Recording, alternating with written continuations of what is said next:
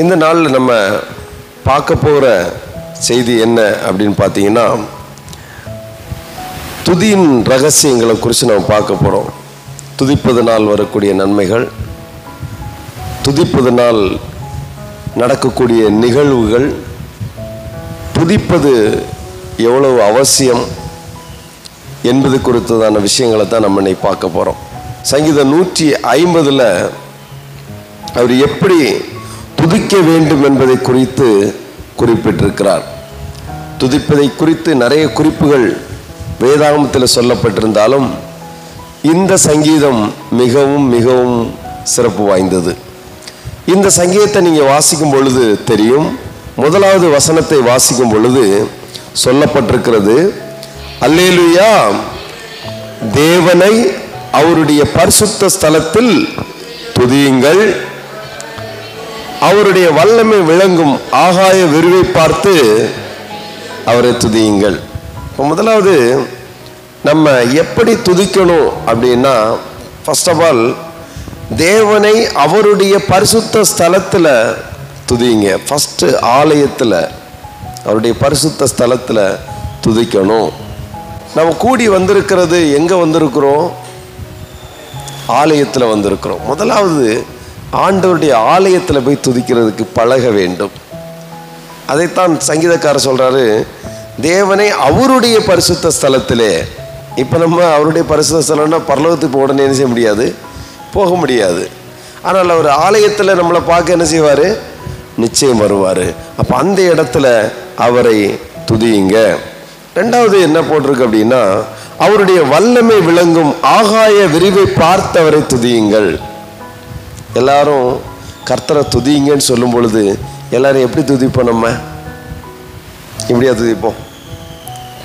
ஆண்டவரே ஸ்தோத்திரம், ஆண்டவரே ஸ்தோத்திரம், அல்லேலூயா, அப்படி துதிப்போமா? துதிக்க மாட்டோம். மேலே பார்த்து துதிப்போம். எப்படி துதிப்போம்? அல்லேலூயா, ஸ்தோத்திரம் அப்பா. ஏன் அப்படி மேலே பார்த்து துதிக்கிறோம்? மேலே நமக்கு எந்த ரூபமும் கிடையாது, எந்த சொரூபமும் வரைபடமோ எதுவுமே நம்ம வழங்கக்கூடாது. ஆகவே இங்கே ஏதாவது செவுத்தை பார்த்து கும்பிட்டா அதுவும் பிரச்சனை, சிலுவையை பார்த்து கும்பிட்டா அதுவும் பிரச்சனை. ஏன்னா ஆண்டவர் கும்பிடக்கூடாதுன்னு சொல்லியிருக்கிறாரு. ஆகவே வேதம் என்ன சொல்லுகிறதுன்னா, நீங்கள் நேராக ஒன்று பண்ணுங்க, அவருடைய வல்லமை விளங்கும் ஆகாய விரிவை பார்த்து. அப்படின்னா ஆகாய விரிவு கடவுளா? இல்லை. அதை பார்க்கும்போது ஆண்டவர் எவ்வளவு பெரியவர் என்பதை நாம் உணர்வதற்காக. ஆகாய விரிவை எவனுமே தொட்டது கிடையாது. வானோன்னு ஒன்று இருக்குங்கிறது நம்ம படிக்கிறோம், ஆனால் வானத்தை எந்த ஒரு விஞ்ஞானியும் தொட்டதாட்டு சரித்திரமே இல்லைங்க. எத்தனை பேருக்கு நான் சொல்கிறது புரியுது? அப்போ நம்ம இனி துதிக்கும்போது எங்கே ஆண்டவர் இருக்கிறாரு? ஆண்டவர் அங்கேயா இருக்கிறாரு? எங்கே இருக்கிறாரு? ஆமாம், நல்லவரோடு இருப்பார் ஆண்டவர். நம்ம மேலே பார்த்து துதிக்க எதுக்குன்னா, அவர் எப்போவுமே மேலே இருந்து பார்க்குறாரு எல்லாரையும். அவர் நாம் நேரம் எப்படி மேலே பார்த்து துதிக்கிறோன்னா, பூமியை போல் எத்தனையோ கோள்கள் இருக்கிறது. பூமியிலிருந்து பார்த்தா இப்படி தான் பார்க்க முடியும். உயரத்தில் இருந்து ஒருத்தர் பார்த்தா தான் பூமியை பார்க்க முடியும். ஏன்னா இன்னைக்கு எங்கெல்லாம் மனுஷன் போகிறான்? கிடைச்ச இடத்துக்கெல்லாம் போகிறான். எங்கெல்லாம் வழி இருக்கோ அங்கெல்லாம் போகிறான். அங்கே என்ன ஒரு வழி இருக்குது, அங்கே போய் பார்ப்போம் அப்படின்னு அங்கே போகிறான். சந்திர மண்டலத்தில் ஏதாவது 2 ஏக்கர் வாங்கி போட முடியுமா? அங்கேயும் போகிறான். அப்போ இங்கேருந்து பார்த்தா தெரியுமா? ஆண்டவர் எங்கேருந்து பார்த்தாலும் தெரியும். இருந்தாலும் ஆண்டவர் உயரமும் உன்னதமான சிங்காசனத்தில் இருந்து நம்மளை எல்லாம் பார்த்து கொண்டே இருக்கிறார். உற்று பார்க்கிறார் என்று தானே வேதம் சொல்லுகிறது. உற்றுன்னு அப்படி தானே பார்ப்பாங்க. இது ஏறெடுத்து பார்க்கிறது. உற்று பார்க்கறதுன்னா என்ன பண்ணிட்டு இருக்கான், எங்கே இந்த பக்கம் போகிறான், சந்து பக்கம், இந்த பக்கம் போகிறான், டாஸ்மாக் பக்கம் அப்படின்னு சொல்லி எல்லாத்தையும் பார்த்துக்கிட்டே இருப்பாங்க ஆண்டவர். அப்போ வான மண்டலங்களுக்கு நேராக அப்படியே கரங்களை விரித்து ஆண்டவரை துதிக்கணும்னு சொல்லி வேதம் சொல்லுகிறது. அப்போ நாம் எப்படி துதிக்கணும்? வான மண்டலத்தின் கைகளை உயர்த்தி, ஏசப்பா ஸ்தோத்திரம் ஸ்தோத்திரம் ஸ்தோத்திரம். நம்ம இப்போ 100 தடவை சொல்லணும். கையை தூக்கி ஜெபம் பண்ணுங்க, கையை அசைச்சு ஜெபம் பண்ணுங்க, இங்கே திரும்பி ஜெபம் பண்ணுங்க. இதெல்லாம் எதுக்கு இப்போ சொல்லித்தரோம்? சர்ச்சில் வந்தால் எக்ஸசைஸ் சொல்லித்தரோம். அப்படியாவது கையை மேலே இப்படியே பழகிட்டோம். என்ன கிடக்கு, கீழே என்ன இருக்குது, என்ன அங்கே தெரியுது, இப்படியே பார்த்து பழகிட்டோமா? நம்ம இப்படி பார்க்கணும். ஆண்டவரே என்ன கிடைக்கும், என்ன வச்சுருக்கீங்க ஆண்டவரே. இங்கே என்ன மனுஷனை பார்க்குறது, இங்கே என்ன யாரை பார்க்குறது? கர்த்தரை பார்க்குறது. நீங்கள் எப்போ என்ன பிரச்சனையும் சரி இப்படி பாருங்க. நீ பிரைஸ் தி லார்ட். எல்லாமே நீங்கள் தான்ப்பா, எனக்கு எல்லாமே விளங்கும். ஆகாய விரிவை பார்த்து அவரை துதியுங்கள். அப்புறம் அவருடைய வல்லமையுள்ள கிரியைகளுக்காக அவரை துதியுங்கள். வல்லமையுள்ள கிரியைகள்னா எவைகள்? அவருடைய படைப்புகள். வல்லமையுள்ள கிரியைகள் ஒன்றா இருப்பதும் மெயினாக படைப்புகள். மலைகள், குன்றுகள், காடுகள், மேடுகள், பாலைவனம், வித்தியாசமாக ஒவ்வொரு விதமாக ஆண்டவர் இந்த பூமியில் விதவிதமாக படைச்சி வச்சிருக்கிறார். நமக்கு இங்கே போர் அடிச்சுன்னா அங்கே போய் பார்க்கலாம். கொடைக்கானலில் இருக்கிற ஆட்கள்லாம் என்ன செய்யுது, ஏதாவது ஊர்களுக்குள்ளே வேறு ஊர்களுக்கு போய் பார்ப்போம்பாங்க. வேறு ஊரில் இருக்கிறவங்க கொடைக்கானலில் போய் பார்ப்போம். எங்கே போர் அடித்தாலும் போயிடலாம். குளிர் இடத்துக்கு போனால் குளிருக்கு போய்க்கலாம். பாலைவனத்துக்கு போனால் நீங்கள் துபாய் போயிட வேண்டியதான், நல்ல சூடாக இருக்கும். இப்படி எங்கே வேணாலும் எந்த சீதோஷ நிலையில் வேணாலும் நீங்கள் என்ன செய்யலாம், இந்த உலகத்தில் போய் பார்ப்பதற்காண்டவர் எல்லா தட்ப வெட்ப நிலையை அழகாய் சீராய் படைத்திருக்கிறார். தான் வேதம் சொல்லுகிறது. அவருடைய வல்லமையுள்ள கிரியைகளுக்காக, கிரியைகள் அவருடைய படைப்புகள், அவைகளுக்காக அவரை துதியுங்கள். ஆண்டவரே எனக்கு நல்ல வீடு தந்தீங்க, நல்ல இடம் தந்தீங்க, நல்ல ஒரு ஊர் தந்திருக்கீங்க, கானா ஊர் தந்திருக்கீங்க, மயிலாப்பூர் தந்திருக்கீங்க, பெருமளஞ்சி தந்திருக்கீங்க, ரொம்ப நன்றி ஆண்டவரே. பள்ளி ஊரை தந்திருக்கீங்க, நன்றி ஆண்டவரே. புரியுதா உங்களுக்கு? அவருடைய படைப்புகள். அருமையான ஒரு தோட்டம் தந்திருக்கீங்க, நன்றி ஏசப்பா. அருமையான துறவு தந்திருக்கீங்க, நன்றி. நல்ல ஆறை தந்திருக்கீங்க, நன்றி. அப்படி சொல்லி அவருடைய படைப்புகளை பார்த்து, சந்திரனை தந்திருக்கீங்க, நன்றி. சூரியனை தந்திருக்கீங்க, நன்றி. அப்படின்னு சொல்லி ஒவ்வொரு படைப்புகளுக்காக நாம் கர்த்தரை துதிக்க வேண்டும் என்று வேதம் சொல்லுகிறது. அடுத்து என்ன போட்டிருக்கு அப்படின்னா, 2ஆம் வசனத்தில் தானே, மாட்சிமை பொருந்திய அவருடைய மகத்துவத்திற்காக அவரை துதியுங்கள். 3வது வசனத்தை நம்ம வாசிக்கும் பொழுது, எக்கால தொனியோடே அவரை துதியுங்கள், வீணையோடும் சுரமண்டலத்தோடும் அவரை துதியுங்கள். அடுத்து எப்படி துதிக்கணுமா? எக்கால தொனியோட. இப்போ இஸ்ரவேல் தேசத்தில் நம்ம படங்கள்லையும் நியூஸ்லையும் தான் பார்க்க முடியும். இந்த எக்காலம் ஒரு விதமாக அது எப்படி இருக்குது, ஒரு நாதசுரம் போல் அது வளைஞ்சு ஒரு நீளமாக அப்படி இருக்கக்கூடியது. அதுதான் ட்ரம்பட்டு, எக்காலம் அப்படிலாம் சொல்கிறாங்க. இதெல்லாம் அந்த காலத்தில் உபயோகப்படுத்தின இசை கருவிகள். அந்த எக்கால துனியோடு தான் தூதர்கள் சேனைகளோட ஆண்டவர் 2ஆம் வருகையில் வருவாராம். எக்கால துனி முழங்க தூதர்கள் சேனையோட ராஜாதி ராஜநாயர் குதிரையில் வருவார். குதிரை பொதுவாக எங்கே வரும்? தரையில் ஒரு ராஜாதி ராஜா இயேசு கிறிஸ்து எங்கே வருவார்னு போட்டிருக்கு? வானத்தில். இயேசு கிறிஸ்து உட்கார்ந்தா குதிரை வானத்திலையும் போவோம், தரையிலையும் போவோம். இயேசு கிறிஸ்து ஒரு மனுஷனுடைய வாழ்க்கையில் வரும் பொழுது, மனுஷனுடைய வாழ்க்கை எப்படி வேணாலும் மாறுவதற்கு, மாற்ற வைப்பதற்கு இயேசுவால முடியும். இயேசு ஏறினா அவனுடைய வாழ்க்கையோட தரமே மாறும். குதிரை பறக்குதுங்க. குதிரைக்கு என்ன செய்யும்? ரெக்கைகள் உண்டாகும். என்ன வேணாலும் ஆண்டவர் செய்வார். அதான் ஆண்டவர். அப்ப எக்கால துணியோட அவரை துதிங்க. கர்த்தரை துதிக்கிறதுக்கு இந்த இசைக்கருவி இருந்தால் தான் நான் கர்த்தரை துதிப்பேன், இந்த இசைக்கருவி இருந்தால் தான் துதிப்பேன் இல்லை. உங்களுக்கு என்ன இசைக்கருவி உங்கள் கையில் இருக்கோ அதை வச்சு என்ன செய்யலாம்? கர்த்தரை துதிக்கலாம். இங்கே எக்கால துணியோடு அவரை துதிங்க. அப்புறம் வீணையோடும் சுரமண்டலத்தோடு அவரை துதிங்க. சிலருக்கு நல்ல இசைக்கருவி மீட்டக்கூடிய ஞானம் இருக்கும். வீணையெல்லாம் அழகாக வாசிப்பாங்க இல்லையா? வீணைகள் வாசிப்பாங்க. சில நல்ல கீபோர்டு போடுறாங்க. அந்த காலத்தில் தாவீதுக்கு இந்த கீபோர்டு கிடச்சா அவர் இதுலேயும் என்ன செஞ்சிருப்பார்? வாசிச்சிருப்பார். அவருக்கு கிண்ணறம், இன்னைக்கு கிட்டாருன்னு சொல்கிறோம். அவர் என்னெல்லாமோ வச்சு என்ன பண்ணுறாரு, நிறைய இசைக்கருவிகள் இருக்குது. அதில் இசைக்கருவிகள் நிறைய குறித்து போட்டிருக்கு. என்ன போட்டிருக்குன்னா, என்ன போட்டிருக்கு, எக்கால துணி, எக்காலம், வீணை போட்டிருக்கு, அப்புறம் தம்புரோடும் நடனத்தோடும் அவரை துதியுங்கள், அப்புறம் யாழோடும் தீங்குழலோடும். அப்படிப்பட்ட இசைக்கருவியெல்லாம் இருந்திருக்கா. யாழ், தீங்குழல், நிறைய பேர் பேரெல்லாம் பார்த்துருப்பேன். யாழினி கேள்விப்பட்டிருக்கீங்களா? கேள்விப்பட்டிருக்கீங்களா? அப்போ யாழோடும் தீங்குழலோடும் அப்படி அவரை துதியுங்கள். இப்படிப்பட்ட இசைக்கருவிகள் இருக்கு. இசை நம்மள்ட்ட இன்னைக்கு இருக்க இசைக்கருவிகள் பேரை நமக்கு தெரியல, ஏகப்பட்டது இருக்கு. கிட்டாருங்க, சிட்டாருங்கிறான், வீணைங்கிறான், நிறைய இருக்கு, நிறைய வெரைட்டிஸ் இருக்கு. பயங்கரமான இசைக்கருவிகள்லாம் பல லட்சம் மதிப்பில் உள்ள, கோடிகள் மதிப்பில் உள்ள இசைக்கருவிகள் நமக்கு இன்றைக்கு இருக்கின்றன. அன்றைக்கும் நிறைய இசைக்கருவிகள் இருந்திருக்கின்றன. அவருக்கு தெரிஞ்ச இசைக்கருவிகளை எல்லாம் வச்சு சொல்லி அவர் சொல்றாரு, இசைக்கருவிகளோட துதிங்கன்றார். இன்னைக்கு உள்ள இன்ஸ்ட்ருமெண்ட் அன்னைக்கு இருந்துன்னா சொல்லுவாரு, ட்ரம்ஸோட துதியுங்கள், ரிதம் பேடோட துதியுங்கள், கீபோர்டோட துதியுங்கள் சொல்லியிருப்பாரா இல்லையா? அவர் என்ன எல்லாம் வாசிச்சாரோ அதெல்லாம் சொல்லிட்டார். திரும்ப ஒன்று சொல்லியிருக்காரு. என்ன சொல்லியிருக்கிறாரு? நடனத்தோட அவரை துதியுங்கள். அப்ப நடனத்தோட துதிக்கிறது தப்பா? தப்பில்லை.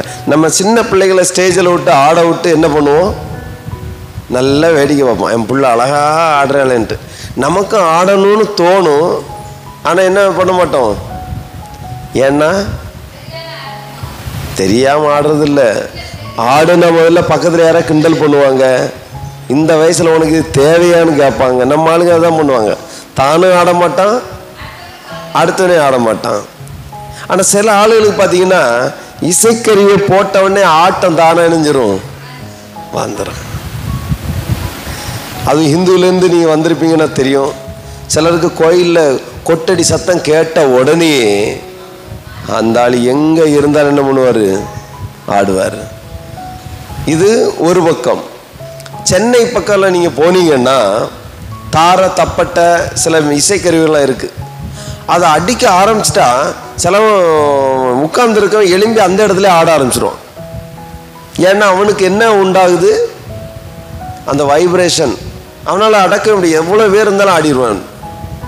இன்னொன்று அவனுக்கு கொஞ்சம் முறையாக ஆட தெரியும்.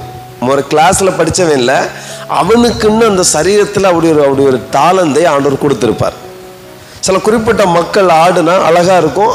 நம்ம என்னதான் ஆடினா சும்மா ஏதோ ஒன்று ஆடுவோம், ஏதோ துள்ளுவோம், குதிப்போம், ஆடுவோம். ஆனால் அவங்க இசைக்கு ஏற்ற மாதிரி ஆடுவாங்க, விதம் விதமாக ஆடுவாங்க. இந்த நடனங்கள் பார்த்தீங்கன்னா பாரம்பரிய நடனங்கள் நிறைய இருக்குது. ஊட்டி பக்கம் போனால் ஒரு விதமான ஒரு நடனம் ஆடுவாங்க. நீங்கள் பார்த்துருக்கீங்களா தெரியாது.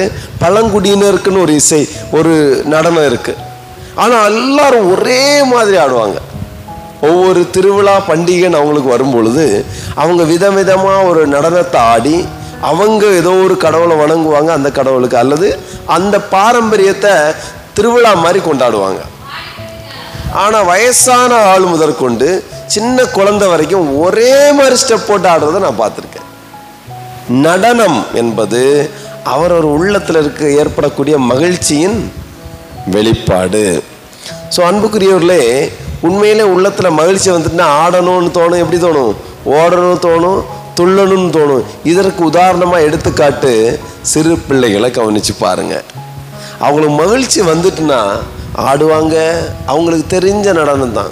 நீங்கள் யாரும் அவங்க கண்டுக்காமல் இருந்து பாருங்க, தானாக ஒத்தைக்கு இருந்தால் கூட ஆடுவாங்க. எங்கள் பிள்ளைகள்லாம் நீங்கள் பார்க்கணும், ராத்திரி தூக்கத்தில் கூட ஆடுவாங்க. 4:30 மணிக்கு முழிப்பு வந்துச்சு. முழிப்பு வந்தோடனே எழும்பி சரி ஜோம் பண்ணுவோமே அப்படின்னு சொல்லிட்டு அப்படியே ஜோம் பண்ணி உட்காந்து ஜோம் பண்ணுறேன்.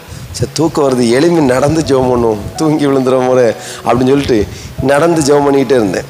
அப்படியே நடந்து ஜோம் பண்ணிக்கிட்டே இருந்தோடனே நம்ம விட்டு ரொம்ப பெருசாக இவ்வளோ இடத்துல தான் நடக்க முடியுது. அதனால் அவ்வளோ இடத்துலையே நடந்து வந்துருந்தோம். அப்படியே வந்துட்டு இருக்கும்போது பார்த்தோன்னா அங்கே ஒரு ஆள் கராட்டை விளையாடிட்டு இருக்கு. அப்படியே ஜோம் பண்ணி பார்த்தா மணி காலைல 6:30 மணி ஆயிடுச்சு.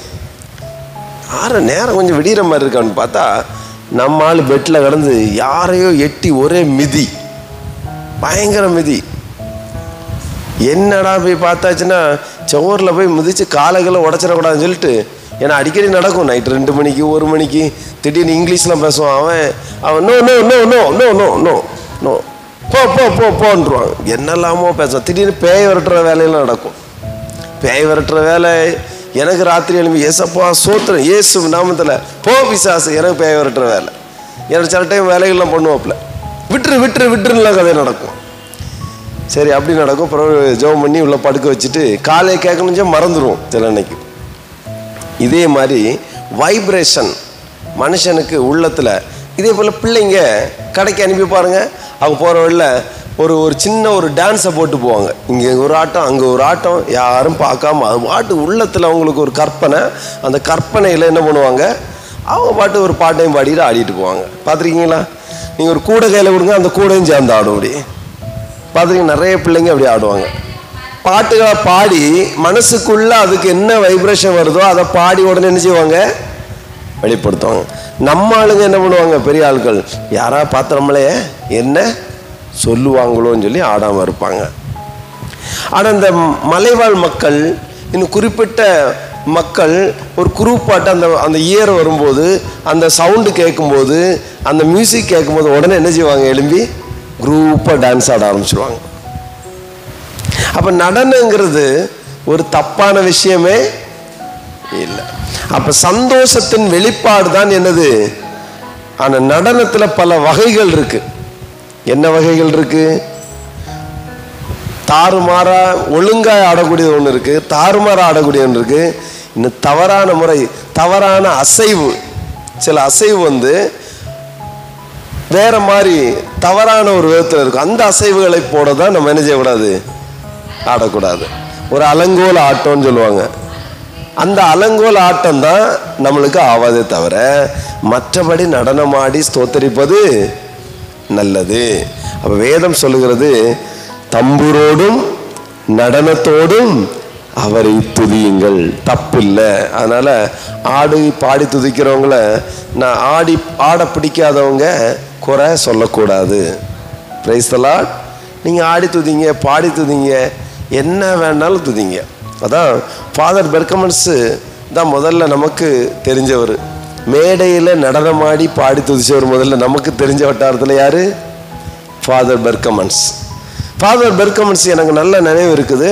அவர் முதல்ல பாடி ஆராதிக்க ஆரம்பித்தோடனே உள்ளூரில் உள்ள ஆட முடியாத அசையாமல் இருக்கக்கூடிய பரிசுத்தவான்களை திட்ட ஆரம்பித்தாங்க. இவர் என்ன புதுசாக கிறிஸ்தவத்துக்குள்ளே ஒன்றை திணிக்கிறார், உள்ளே கொண்டு வந்திருக்கிறார். இதை குறித்து ஒரே பிரசங்கம் ஞாயிற்றுக்கிழமையானா.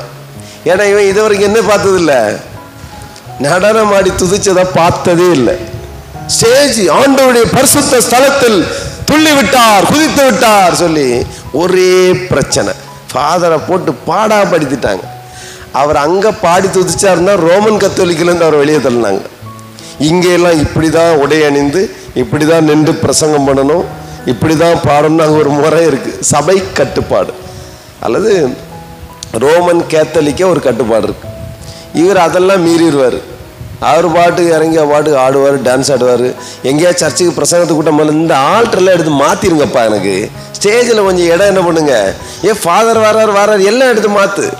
அவர் வரும்போது எல்லாம் ஃப்ரீயாக இருக்கும். அவர் ஒரு இடத்துல நின்று என்ன பண்ண மாட்டார், பிரசங்கம் பண்ண மாட்டார்.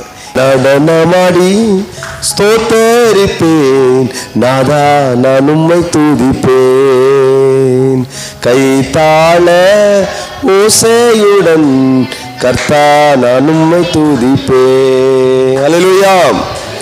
சரி, அடுத்து 5ஆம் வசனத்தை வாசிக்கும் பொழுது, ஓசையுள்ள கைத்தாளங்களோடும் அவரை துதியுங்கள், பேரோசையுள்ள கைத்தாளங்களோடும் அவரை துதியுங்கள். ஏன்னா ஓசை என்ன, பேரோசை.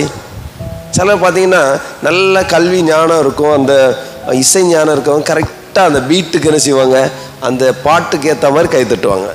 நிறைய பேருக்கு என்ன தெரியாது அந்த விஷயம். பாட்டு ஒரு பக்கம் பாடும், கை ஒரு பக்கம் அடி நடக்கும். அப்போ அதனால் ஒரு தப்பு ஒன்றும் கிடையாதுன்னு வேதம் சொல்லுது. இசையை தெரிஞ்சவங்க அது மாதிரி பாடுறாங்க, அதே மாதிரி கை தட்டுறாங்க, இசை போடுறாங்க. தெரியாதவங்க என்ன பண்ணுவாங்க, அவங்களுக்கு என்ன தோணுதோ அவ்வளோ. சில ஆள் பார்த்தீங்கன்னா கையில் என்ன கிடைக்குதோ அதை தட்டிக்கிடுவாங்க.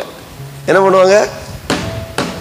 நடனமாடி ஸ்தோத்தரிப்போம் அப்படின்னு பாடினோடனே கையை தட்டுவாங்க. கையில் ஒரு குழந்தைய வச்சுக்கிட்டா அவங்க காலிலே தட்டிக்குவாங்க. தப்புன்னு கிடையாது, அந்த வெளிப்படணும். அவங்களுடைய உடம்பு என்ன செய்யணும்? உள்ளத்தில் இருக்கக்கூடிய அந்த அசைவு ஒவ்வொன்றும் யாரை துதிக்கிற மாதிரி மாறிடும்? கர்த்தரை துதிக்கிற மாதிரி மாறிடும். விஷயம் கூட்டி கழிச்சு பார்த்தா என்ன வரணும்? கர்த்தரை துதிக்கணும். நம்முடைய பாடி முழுவதும், நம்முடைய சரீரம் முழுவதும் கர்த்தரை துதிக்கணும். அப்ப இந்த அனுபவத்துக்குள்ள வரும் பொழுது சில உடல் பிரச்சனைகள் கூட என்ன செஞ்சிடும்? சரியாயிரும். ஒரு சின்ன எக்ஸசைஸ் கிடைக்கும், நல்ல மூச்சு இழுத்து விடலாம், நம்ம உடம்பு அசையும். நல்ல நடனம் ஆடும்போது உடற்பயிற்சி மாதிரி அது இருக்கும். எல்லா விதத்திலையும் உங்களுக்கு உதவியா இருக்கும். கவலைகள் மறக்கும். இசை நிறைய விஷயங்களை வாழ்க்கையில ஏற்படுத்தக்கூடியதா இருக்கிறது. ஸோ அன்புக்குரியவர்களே, கைத்தாள ஓசையோடும் பேரோசை உள்ள கைத்தாளங்களோடும் வரைத்துங்க. பேரோசைன்னா இருக்கிற பலத்தில் அடிக்கணும். முடிஞ்சா அவ்வளவு பலத்திலையும் நீங்க அடிச்சுக்கோங்க, தப்பு ஒன்றும் கிடையாது. புதிய ஏற்பாடுல கர்த்தரை நீங்க எப்படி துதிக்கலாம்? யாழோடு, தீங்குகளோடு, நீங்க தம்புரோடு, நீங்க என்ன இசைக்கருவியோ இல்லைன்னா வெறும் கையை தட்டியோ கர்த்தரை துதிக்கணும், அவ்வளவுதான். ஏன்னா 6ஆம் வசனம் சொல்லுகிறது, சுவாசமுள்ள யாவும், அவ்வளவுதான். அப்ப துதிக்கணும், கர்த்தர் நம்ம துதிக்கணும். உயிர் இருக்கு. ஆண்டவரே, மரித்தவர்களும் மௌனத்தில் இறங்குறவர்களும் கர்த்தரை துதியார்கள். யார் துதிப்பாங்க?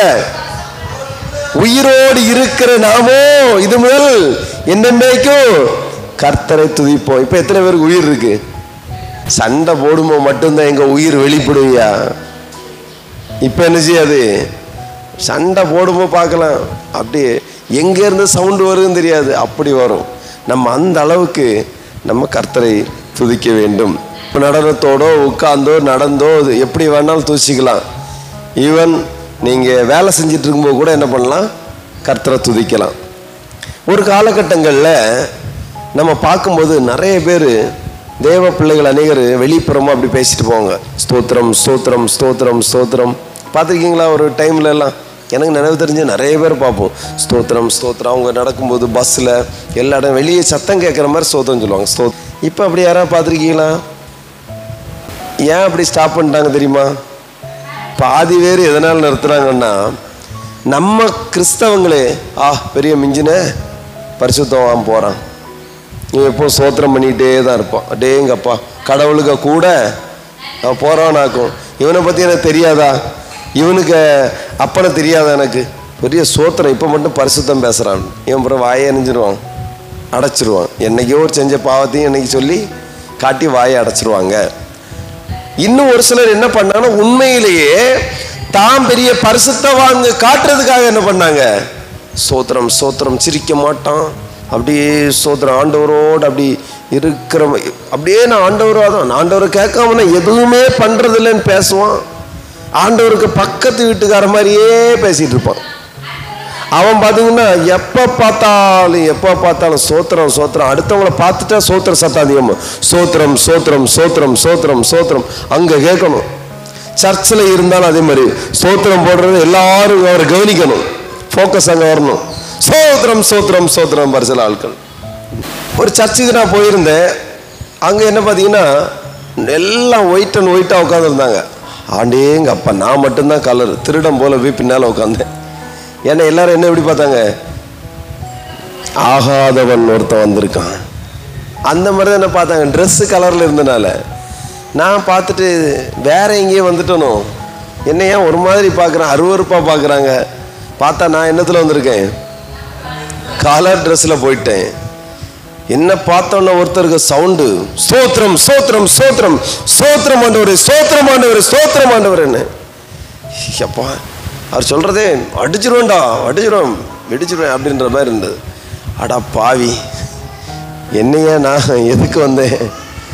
இந்த ஊரில் ஒரு சர்ச் இருக்கு, வேலைக்கு போன இடத்துல ஒரு சர்ச்சு, சரி ஒரு கிறிஸ்தவ சபையை நினச்சி உள்ளே வந்தா இவன் போடுற சத்தமே மிரட்டுற மாதிரிலையா இருக்கு. உள்ள ஏன் வந்தேன்னு கேட்ட மாதிரி இருக்குன்னு. இவங்க எல்லாம் ஒரு ட்ரிப் முடிச்சுட்டாங்களா, பாஸ்டர் பிரசங்கம் எடுத்தார். வெள்ளை சட்டை போடாதவன் இல்லை யாரு?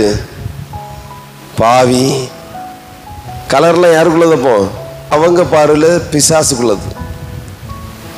அதுவும் கருப்பு யாருக்குள்ளது? பிசாசின் தலைவனுக்குள்ளது. அதுக்கு பிறகுதான் நான் என்ன பண்ணேன், நம்ம வேற இந்துலேருந்து வேற அந்த ஆளு, இவனு என்ன இது நம்மளை ஒரு வேற்றுக்கிற வாசி மாதிரியே பார்க்குறான்ல. பைபிளை ஃபுல்லாக தேடினேன். கருப்பு கலர் யார் படைச்சது போல தேடினேன். கருப்பு கலர் யார் படைச்சது பார்த்தா விஷயம் ஏன் இவன் கருப்பை வெறுக்கிறான்னு பார்த்தா கருப்பு கலர் யார் உண்டாக்குனதான் இல்லை. இங்கே நிறைய ஒரு டவுட் வந்தாச்சு. இருளையும் உண்டாக்கி பகலையும் உண்டாச்சார். கையை தட்டி கத்துற சோதரிங்க. ஹல்லேலூயா. இருளை உண்டாக்குனது யாரு? இருளில் என்ன நடக்குன்னா ஜீவராசிங்க வாழும். இன்னொன்று இருளில் தான் நமக்கு தேவையான சில புரோட்டீன்கள் இரவு நேரத்தில் தான் கிடைக்கும். அப்படிப்பட்ட இருளில் கிடைக்குமானா ராத்திரி நீங்கள் கரெக்டாக தூங்குகிற டைமில் வெளிச்சம் இல்லாத ஒரு இரவு இருட்டில் தான் நீங்கள் படுக்கணுமா. நம்ம ஆளுங்க அப்படி படுக்க மாட்டாங்க. ஏன் தெரியுமா? இருளில் என்ன நடமாடும்? இருளில் பேய் நடமாடும். ஆனால் இருட்டில் ஒரு சின்ன பல்பை போட்டு தான் என்ன செய்வோம், நம்ம படுப்போம். இருளில் நடமாடும் கொள்ளை நோக்கியும் பகல்லையும் பிரச்சனை இருக்குல்ல. ஆனால் இருளில் நம்மளால என்ன செய்ய மாட்டான், நடக்கவே மாட்டான். கோடி ரூபா கொடுத்தாலும் நான் வரலையா அப்படின்றான். அப்போ இங்கே ஆராய்ச்சியாளர் சொல்றாங்க, இருளில் புல் இருட்டில் கண்ணுக்கு தேவையான இந்த கண் இருக்கு பார்த்தீங்களா, கண்ணுக்கு ஓய்வு. ராத்திரின்னா கண்ணை மூடிட்டு படுத்தோன்னா இந்த கண்ணை மூடினாலும் நீங்கள் டார்ச் அடிச்சோ இல்லை வெளிச்சத்தை போட்டிங்கன்னா டக்குன்னு நம்ம திறந்துருவோம். ஏன்னா அந்த ஒளி இந்த தொலி வழியாக உள்ளே வந்து நம்மளுக்கு டிஸ்டர்பன்ஸ் ஆகும். பார்த்துருக்கீங்களா? உடனே நம்ம வீட்டில் உள்ள மக்கள் நைட்டு இப்படி லைட்டை போட்டாச்சுன்னா ஒரு திட்டும் தந்து லைட்டை ஆஃப் பண்ணல. யார் லைட்டை போட்டது சொல்லுவாங்களே இல்லையா? ஏன்னா தூக்கம் கெடுது, தூங்க முடியல, அந்த ஒளி அடிச்சே இருக்கும். கண்ணுக்கு ரெஸ்ட் கொடுக்குற நேரத்தில் கண்ணை வெளிச்சம் போட்டு பார்த்துட்டு இருக்கோம் அப்படின்ட்டு. இன்னைக்கு நம்ம பிள்ளைகள்லாம் என்ன பண்ணுறோம், டிவிக்கு உள்ளதான் கண்ணை வச்சுருக்கோம். ராத்திரி 1 மணி வரை அடுத்து செல்லு மீதம் இருக்க நேரம் இருளில் நம்ம இருக்கணும். அதனால தான் இப்போ நிறைய பேர் என்ன பண்ணியிருக்காங்கன்னா, அமேசான் காடுகள்லேருந்து என்ன வாங்கி ஒரு ஆர்டர் பண்ணி கண்ணுக்கு மட்டும் கலிங்கம் போட்டுக்குவாங்க. நிறைய பேர் வீட்டில் போட்டு நீ எந்த லைட்டை போட்டு கடை அப்படின்னு சொல்லிட்டு ஒரு பெல்ட்டை வாங்கி கண்ணில் மாட்டிட்டு அவங்க வந்து தொடங்கிட்டு கண் இருட்டாயிரும். கண் இருட்டாயிட்டுனா அந்த கண்ணுக்கு ரொம்ப நல்லது. நீங்கள் கண் ஆஸ்பத்திரி போயிட்டு வந்தோன்னா முதல்ல என்ன தருவாங்க? எம்ஜிஆர் கண்ணாடி ஒன்று தருவாங்களா, அழகாக போட்டுக்கிட்டு நடக்கணும். நீ இந்த கண்ணாடியை கலத்தவே கூடாது, வெளிச்சத்தை நீ பார்க்கவே கூடாதுன்ற. இத்தனை நாளைக்கு நீ பார்க்கக்கூடாது, செட் ஆகணும் அப்படின்ட்டு. அதே மாதிரி நீங்கள் நல்ல சூடாட்டு நல்ல வெயிலில் வெப்பத்தில் போயிட்டு வந்து கண் எரிச்சலில் ரொம்ப கஷ்டப்பட்டு இருக்கும்போது நீங்கள் தூங்க வேண்டாங்க. 10 நிமிஷம் கண்ணை மூடி நீங்கள் ஒரு இடத்துல உட்காருங்க. 10 நிமிஷம் உடனே உங்களுக்கு ரிலீஃப் ஆயிரும். தூங்க வேண்டாம். 10 நிமிஷத்தில் அந்த கண்ணுக்கு ரெஸ்ட் கொடுத்தா உடம்புல உள்ள ஹீட் உடனே என்ன செஞ்சிடும், குறைஞ்சிரும். புரிஞ்சா உங்களுக்கு? அப்போ இந்த இருள் வந்து நமக்கு அவசியம். அப்ப கருப்பு தேவையா வேண்டாமா? கருப்புல நமக்கு எவ்வளவு நல்ல விஷயம் நடக்குது. இருட்டில் நிறைய பறவைகள், அதாவது ஆந்தை எல்லாம் இருட்டில் தான் என்ன செய்யும், வௌவால், ஆந்தை. இரவுல நிறைய விஷயங்கள் நடக்குது. இரவுல வாழக்கூடிய பூச்சிகள், பறவைகள் நிறைய இருக்கு. இரவுல நம்ம தூங்கணும், அதுக்கெல்லாம் அது வேலை செய்யும். அப்ப இரவு அதுக்குரிய வேலை செய்யும். அப்ப கருப்பு யார் படைச்சது? அப்போ ஒயிட் அப்ப ஏயா கிறிஸ்தவங்க போடுறாங்க? அது ஒரு யூனிஃபார்ம். யாதோ ஒரு ஊழியக்காரங்க ஒரு நல்லதுக்காக கொண்டு வந்தாங்க. சர்ச்சில் ஏற்றத்தாழ்வு இருக்கக்கூடாதுன்னு கொண்டு வந்தாங்க. எப்படி ஸ்கூலில் யூனிஃபார்ம் கொண்டு வந்தாங்களோ, பணக்காரன்னா ஜிகு ஜிகு ட்ரெஸ் போட்டு வருவான். ஏழை பிள்ளை அந்த ஸ்கூலில் படிச்சுன்னா அப்பா அவன் பார்த்து அவனுக்கு அந்த படிக்கிற மைண்டு போய் அழகான ட்ரெஸ் எனக்கு கிடைக்காது ஏக்கத்தில் வாழ்க்கை போயிடும். ஆகவே ஸ்கூல்களில் ஏற்றத்தாழ்வு இருக்கக்கூடாது, உயர்ந்தவன் தாழ்ந்தவன் தெரியக்கூடாது. யாரை பார்த்தாலும் ஒரே மாதிரி தெரியணுங்கிறதுக்காண்டி ஸ்கூலில் ஒரு யூனிஃபார்மாக கொண்டு வந்தான். சிறு பிள்ளைங்க எல்லாம் வந்தா படிக்கணும். என்ன கத்துக்கணும்னா மனுஷனா பார்க்கணும். இவன் பணக்காரன், இவன் அந்த ஜாதி, இவன் இந்த ஆளு அப்படின்னு பார்க்க கூடாது. எல்லாரும் ஒரே மாதிரி பார்க்கணுங்கிறக்காண்டி நல்ல தலைவர்கள், நல்ல மனதுடையவங்க இப்படிப்பட்ட காரியங்களை கொண்டு வந்தார்கள். ஏன்னா சிறு பிள்ளைகளுக்கு விவரம் கிடையாது. 18 வயசு கீழே வரைக்கும் அப்படி யூனிஃபார்மா இன்னைக்கு வரைக்கும் எல்லாம் மேக்சிமம் ஸ்கூல்களில் என்ன செய்யறாங்க, மெயின்டைன் பண்றாங்க. காலேஜுக்கு போன அப்புறம் தான் என்ன செய்யறாங்க, கலர் ட்ரெஸ், இஷ்டம் போல ட்ரெஸ் போட்டோம். ஏன்னா அப்போ அவனுக்கு என்ன தெரிஞ்சிரு, நன்மை தீமை தெரிஞ்சிருது. நிறைய விஷயம் கற்றுக்கிட்டான். அவனுக்கு எது தப்பு எது சரிங்கிறது கற்றுக் கொடுக்கப்பட்டிருக்கிறது. நல்ல பெற்றோர்கள் அந்த விஷயங்களை கற்று சரியா கொடுப்பாங்க. அதனால சபைகள்லையும் நீ நம்ம கண்ணு இப்படிப்பட்ட சூழ்நிலை பெயரக்கூடாதுன்னு சொல்லி நல்ல ஒரு நினைவுக்காகத்தான், நல்ல ஒரு சிந்தனையில தான் என்ன பண்ணாங்க, இந்த ஒயிட் யூனிஃபார்ம் கொடுத்தாங்க. ரெண்டாவது ஏன் ஒயிட்டை கொடுத்தாங்க அப்படின்னா, அது பரலோகத்தினுடைய தூதர்களுடைய சாயலா இருக்கிறது. வெள்ளை அங்கி தரித்தவர்கள் அழகாய் நிற்கும் யார் இவர்கள், இவர்கள் எல்லாம் ஆட்டுக்குட்டி ரத்தத்தினால ட்ரெஸ்ஸ கழுவுனவங்க, துவைச்சவங்க. நம்ம எதுல துவைச்சோம், அரசன் சோப்பு, ரின் பவுடரு, இதுல துவைச்சிட்டு நானும் பரிசுத்தவான்னு சொல்லிக்கிட்டு இருக்கோம். சரியா, அதுக்காக படைச்சது. இப்ப நிலைமை எல்லாம் மாறி அந்த ட்ரெஸ்ஸே அவனுக்கு விக்கிரகமா, நான் பரிசுத்தவான், நான் மனவாழ்த்தி இப்படின்னு ஆனதுனால நிறைய கிறிஸ்தவர்கள் அதை வெறுத்துட்டாங்க. போயா உனக்கு வெள்ளை ட்ரெஸ் எனக்கு வேண்டாம். ஏன்னா அரசியல்வாதியும் வெள்ளதானியா போட்டுக்க, நான் தூய்மை, தூய்மையான ஊழல் செய்யாத அரசியல்வாதி, அதுக்கு அடையாளம் தான் வெள்ளை ட்ரெஸ்ன்னா. இப்ப அரசியல்வாதி யாருன்னு தெரியல, தேவ பிள்ளை யாருன்னு தெரியல. வக்கீல் வெள்ளைதான் யூனிஃபார்ம், வெள்ளைதான் போட்டு அவனுக்கு கருப்பும் வெள்ளையும் வக்கீல் போடணும். இல்லை கோர்ட்டுக்குள்ள வாதாட ஜட்ஜ் விட மாட்டார். இதுக்கு அடையாளம் என்னன்னு கேட்டா, நீதி அநீதி, கருப்பு வெள்ளை. நானும் தூய்மையான ஒரு நீதிபதி அல்லது ஒரு வக்கீல் அப்படிங்கிறது அடையாளங்களை கொண்டு வந்தாங்க. அப்ப என்னை அடையாளங்களுக்காக அப்படி போடப்பட்டது. எது எப்படியோ, எது எப்படியோ, நாம எப்படியும் எங்க இருந்தாலும் என்ன பண்ணாலும் என்ன ட்ரெஸ் போட்டாலும் சரி, எப்படி போடணும் அப்படின்னா, நம்ம ட்ரெஸ் எதுக்கு போடுறோம், உடலை மறைப்பதற்காக. நீங்க அழகான ட்ரெஸ் போடுங்க, ஸ்டைலான ட்ரெஸ் போடுங்க, என்ன ட்ரெஸ்னாலும் போடுங்க. ஆனா அந்த ட்ரெஸ் என்ன செய்யணும், என் மானத்தை மறைக்கணும். மானத்தை மறைக்கிறதுக்கு தான் ட்ரெஸ். ஆகவே இன்ன ட்ரெஸ் போட்டு வந்தாதான் கர்த்தரை துதிக்கணும் சட்டம் கிடையாது. நீங்க ஒரு ட்ரெஸ் போட்டீங்கன்னா அந்த ட்ரெஸ் உங்கள் மானத்தை மறைக்க வேண்டும், அவ்வளவுதான். அப்ப இனி என்ன செய்யலாம், கர்த்தரை எங்க இருந்தாலும் துதிக்கலாம். பிரைஸ் தி லார்ட், ஹல்லேலூயா. அவ விடுதலை, புதிய ஏற்பாடுல நீங்க விடுதலையாய் ஆராதிக்கலாம். ஏற்றத்தாழ்வு வரக்கூடாது. ஆண்டவரா இயேசு கிறிஸ்து கத்துக் கொடுத்த விஷயம் என்னன்னா, பெரிய ஊழியக்காரன் போல உன்னை காட்டிக்க கூடாதுன்னு சொல்லி இருக்கிறார். நானே சாதாரணமா தான்டா வந்தேன் அப்படின்னார். ஜனங்களுக்குள்ள நீ அவங்கள போல இருக்கணும்னு இருக்கிறார். அவரு பாவிகளும் கஷ்டப்படுற ஏழைகளும் அந்த திருட கொள்ளைக்காரன் எல்லாரையும் கூட்டத்தில் உள்ள புகுந்துருவார் ஆண்டவர். புகுந்து வட்டி வசூலிக்கிறவன் ஃப்ராடுக்காரன் இன்றைக்கு உன் வீட்டில் என்ன வந்துட்டு ரட்சிப்பு வந்துட்டு.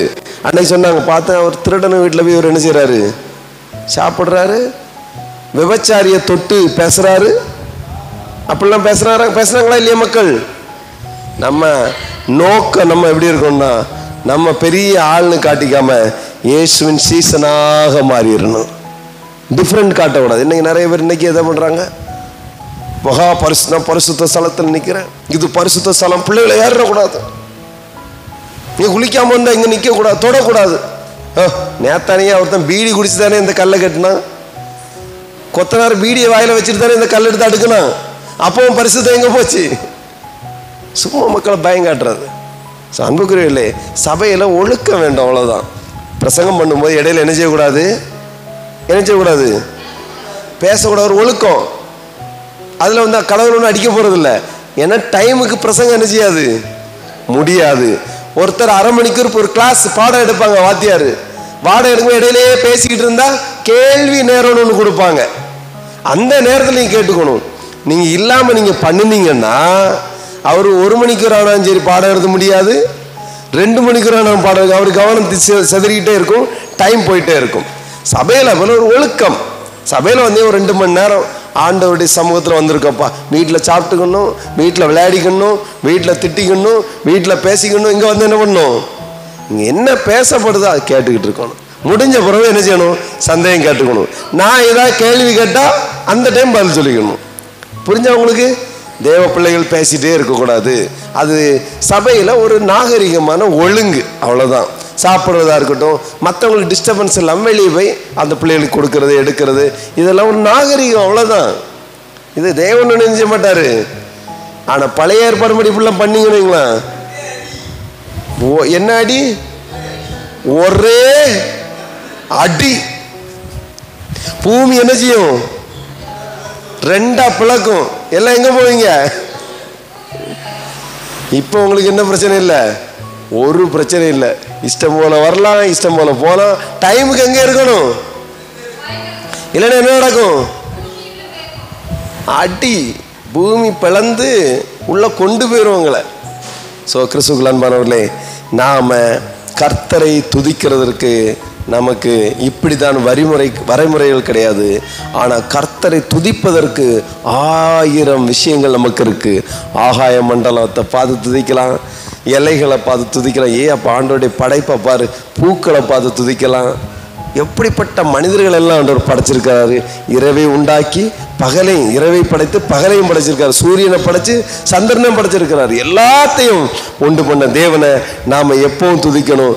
வேலை செஞ்சிட்டு இருக்கும்போது துதிக்கலாம். அப்போ ஸ்தோத்திரம் ஸ்தோத்திரம் ஸ்தோத்திரம் சொல்லி வாயில புலம்புனா தப்பு ஒன்றும் கிடையாது. பக்கத்தில் பார்த்து சொல்லுங்க. அப்பா, தேவையில்லாமல் மார்த்தாளை போல புலம்பிக்கிட்டு இருக்காத. அப்படி பக்கத்தில் பார்த்து சொல்லு. திட்டுங்க, கோவத்தில் திட்டுங்கம்மா. தேவையில்லாமல் ஏதோ கோபமே வராத ஆளுகள் மாதிரிலாம் உட்காந்துருக்கீங்க. எனக்கு நல்லா கோபம் வரும். பல்ல கடிச்சு ஸ்தோத்திரம் ஸ்தோத்திரம் ஸ்தோத்திரம் ஆண்டவரே, ஸ்தோத்திரம் ஆண்டவர். இப்போ எப்படி துதிக்கிறோம்? வெளியே தெரியாது. இனி வெளியே தெரிய மாதிரி ஸ்தோத்திரம் போட்டா மகா பரிசுத்தம் வந்துட்டாம்மா. யார் சொல்றது? நம்ம கிறிஸ்தவன் தான் சொல்றான். அதெல்லாம் பிரச்சனையா இருக்கு. அதனால இப்போ ஹோட்டலில் போய் சாப்பிட போனா கூட இப்படி கை வச்சு இப்படி ஸ்தோத்திரம் பண்ண கூட இப்போ என்ன இருக்கு? பயமா இருக்கு. பெரிய பரிசுத்தம் சோத்திரம் பண்ணி தான் சாப்பிட்ருவோம். கல்யாண வீட்டில் போய் சோத்திரம் பண்ணி சாப்பிட போய் எப்படி இருக்கு? கூச்சமா இருக்கு. என்ன கூச்சம்? கிறிஸ்தவன் நம்மளை நினைஞ்சிடக்கூடாது. இவன் பெரிய பரிசுத்தம். வெள்ளை சட்டை போட்டு ரொம்ப அங்கேயெல்லாம் நீண்ட தாடியெல்லாம் வளர்த்தி முடியெல்லாம் வளர்த்தி ஏசுனார் மாதிரி நிற்க ஆசையா இருக்கு. ஆனால் என்ன பிரச்சனை? என்ன பிரச்சனையா? பெரிய ஊழியக்காரன் போல காட்டிக்கிறான் போல. வேஷம் போட்டு பரிசுத்தம் மாதிரி காட்டிக்கிறான் பாரு. அதான் சாதாரணமாக எல்லாருமே கேஷுவலா. நம்மளுக்கு ஏன் இந்த ஒம்பு? நான் ஒன்றும் அப்படிப்பட்ட ஆள் இல்லை. சோத்திரம் பண்ண எனக்கு தேவைக்கு என்ன செய்வேன்? நான் மனசுக்குள்ளே சோத்திரம் பண்ணேன். அப்போ வண்டி போகும்போது குறுக்க எவ்வளோ வந்துட்டா என்ன விடுவோம்? முன்னாடினா 4 கட்ட வாரத்தை போட்டு கண்ணு இருக்கா, காது இருக்கா, மூக்கு இருக்கான்னு கேட்போம். இப்போ என்ன பண்ணுறோம்? ஸ்தோத்திரம் ஆண்டவரே, ஸ்தோத்திரம் ஸ்தோத்திரம் ஸ்தோத்திரம், போ போ போ, ஸ்தோத்திரம் ஸ்தோத்திரம் ஸ்தோத்திரம், கோவம் அல்லேலூயா, ஸ்தோத்திரம் ஆண்டவரே ஸ்தோத்திரம். அப்படி ரோட்டில் நம்ம வாரம் தெரிஞ்சு கிறிஸ்தவன், நம்ம வாரம் தெரிஞ்சு மற்ற சில பம்புளுக்குன்னு வழி நிற்பான் தெரியுமா? கண்ட்ரோல் பண்ணு ஜெவகர், ஸ்தோத்திரம் ஸ்தோத்திரம் ஸ்தோத்திரம் ஸ்தோத்திரம், ஹல்லேலூயா, சிரிச்சிடு, ஸ்தோத்திரம் ஸ்தோத்திரம். நம்ம எதனால் ஸ்தோத்திரம் பண்ணுறோம்? இப்போ கோவத்தை கண்ட்ரோல் பண்ணாதான் இப்போ ஸ்தோத்திரமே பண்ணுறோம். 2 நாளைக்கு முன்னாடி 10 கமாண்ட்மெண்ட்ஸ் மோசேயுடைய ஸ்டோரியை எங்கள் பிள்ளைகளுக்கு போட்டு காட்டியிருந்தோம். மக்களே, இதுதான் மோசஸ் வந்து ஜனங்களை வழி நடத்துறாரு. பாரு எப்படிப்பட்ட ஆளு. இந்த ஆளு பார்த்தா கொலைகாரன். ஆளு யாரு? கொலைகாரங்கிறதோட அவன் ஆள் எப்படிப்பட்ட ஆளு? கோபக்காரன், முரடன். இவன் ஆண்டவர்கிட்ட எப்படி பேசினான் தெரியுமா? உங்களுக்கு தெரியுமா? யாருக்காவது? கற்பனை பாத்திரங்களில் அந்த கதாபாத்திரமாக இருந்தாலும் படங்களில் ஓரளவுக்கு இமேஜினேஷன் பண்ணி எடுத்திருப்பாங்க. நடந்ததை அடிக்கிற மாதிரி. மேலே ஏறி போய் உட்காந்துட்டாரு. ஆண்டவர் கூப்பிட்டாரு, மேலே வாடா மோசே. வந்தாச்சு. இவர் அங்கே போயினா இவர் ஒருத்தரையும் காணும். மலையில் பார்த்து இவர் மட்டும் தான் நிற்கிறாரு. எங்கேயா இருக்கிறாரு? இப்படிதான் அவன் ஜெபம் இருக்கும். புரியல உங்களுக்கு? ஆண்டவர் எங்க இருக்கீங்க? கல்ல அடிப்பான், போட்டு இடிப்பான். எங்க இருக்கீங்க? 40 நாள். நம்ம வீட்டு பக்கத்து கடைக்காரன் மாதிரி போய் பேச முடியாது. பைத்தியம் பிடிச்சிரும். அன்னைக்கெல்லாம் வர சொன்னீங்க, வந்தாச்சு, என்ன பண்ணணும்? நான் பாட்டுக்கு ஆடுகளை மேய்ச்சிட்டு பேசாம போயிட்டு இருந்தேன். கூட்டு உட்கார்ந்து விளையாடுறீங்களா? எங்க ஆண்டவரே இருக்கீங்க? திடீர்னு ஆண்டவர் பேசுவார். ஆண்டவர் பேச பயந்து நடுங்கி, ஐயோ ஆண்டவர் பேசுங்க பேசுங்க அப்படி. இதெல்லாம் தாங்க நடந்திருக்கும். வேற என்ன நடந்திருக்கும் நினைக்கிறீங்க? மோசேஸ் வாப்பா உட்காரு.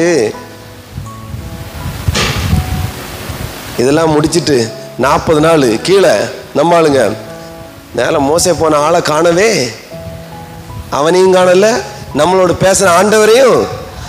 இவன் ஏதோ ஆண்டவர்கிட்ட பேசி ஒன்று சொல்லுவான், ஒன்னையும் காணல. ஆனால் ஆரோனே எங்களுக்கு முன்னாடி கடவுளை ரெடி பண்ணு, ஒரு கடவுளை ரெடி பண்ணியா அப்படின்னு சொல்லிட்டு இவன் கத்த, இவனும் தொல்லை தாங்க முடியாது. இவனுக்கு என்ன பண்ண, இவனுக்கு ஒன்றும் தெரியலையா, இவன்கிட்ட ஆண்டவர் பேசுனது இல்லை. என்ன பண்றான்? உடனே ஒரு கண்ணுக்குட்டிய ரெடி பண்றான். முதல்ல விக்கிரகத்தை யார் ரெடி பண்ணா? ரெடி பண்ணாங்களா? ரெடி பண்ணி இப்ப செலிப்ரேஷன் பண்ணணும். நமக்கு முன்ன போகிற ஒரு கடவுள், இயேசு ராஜா முன்னே செல்கிறார் அப்படின்னு பாடுறோம்ல. அதே மாதிரி அன்னைக்கு என்ன பாட்டு பாடி இருப்பானுவே? கண்ணுக்குட்டி பாடியிருப்பாங்களா இல்லையா? என்னத்தையோ பாட்டா பாடி இங்க கொண்டாட்டம் தொடங்கிட்டான். செலிப்ரேஷன் தொடங்க மோசேட்ட ஆண்டவர் கற்பலகை எழுதி கையில கொடுத்து அனுப்புறாரு. இவர் கற்பலையை கையில வச்சுட்டு டயர்டாக வர, நாப்பால திங்கவும் இல்லையா ஒன்றும் இல்லை, எப்படி வராரு? கீழே என்ன ஒரே சத்தமா இருக்குன்னு சொல்லி பார்த்துட்டு இவர் எப்படிப்பட்ட ஆளு? மோசே எப்படிப்பட்ட ஆளு? நம்ம என்ன பண்ணோம்? முன்னாடி என்ன பண்ணியிருப்பான்? ஒரு நல்ல ஒரு துப்பாக்கி எடுத்து கடை அவ்வளோ சுட்டு கொண்டு இருப்பான். என்ன காரியமில்லை பண்ணி வச்சிருக்கேன், நான் வரது கொஞ்சம் லேட்டான உடனே கொஞ்சம் அந்த அவனும் சொல்றாங்க, கொஞ்சமாயா லேட்டாச்சு, 40 நாள் ஒன்றும் காணல. எங்க போன 40 நாள் ஒன்றும் காணல, நாங்க எங்க போறோன்னு தெரியல. ஆரோன்னு சொல்றான், ஐயா உங்களை காணல, 40 நாளா காணல, இவனு உங்களுக்கு வழி முன்னாடி போற ஒரு தெய்வம் வேணும்னு கேட்டானுங்க. வேற வழி இல்லாம செஞ்சேன் அப்படின்னு அவனை செஞ்சிருவியா நீ? கற்பலை எடுது. இந்த கற்பலை யாருடையது? கற்பனையும் கர்த்தருடையது. இந்த பலகை முதல்ல உள்ள பலகையில கர்த்தரே எழுதினார் அப்படின்னு வேதம் சொல்லுது. ஆண்டவர் எழுதி கொடுத்த கற்பலைகளை எடுத்து ஒரே எரி டபார்